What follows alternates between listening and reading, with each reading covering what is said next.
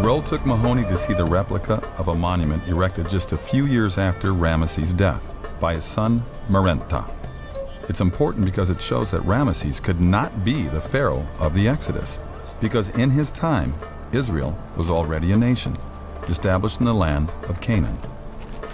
So this is the famous Merneptah Stele, or what we call the Israel Stele.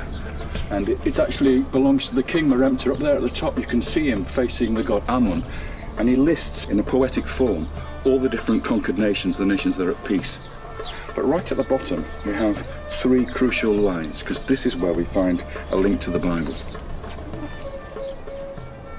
Let's read it together, okay? We have two reeds. That's the sound ye or e, okay? And then a bolt, which is S, an R, a mouth, an E, an A, and an L. Israel. Israel. This is the only time that we see this name on an Egyptian monument.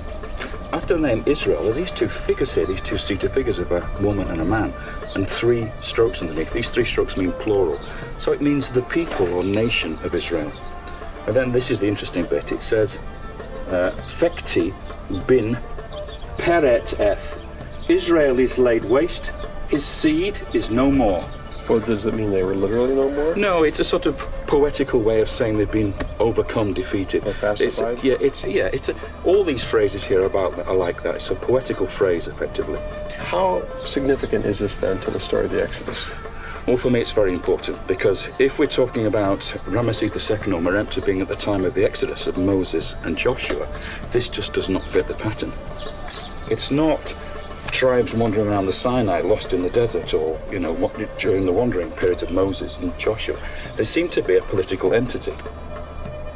This monument doesn't fit the idea of Ramesses being the Pharaoh of the Exodus because it was written shortly after his death.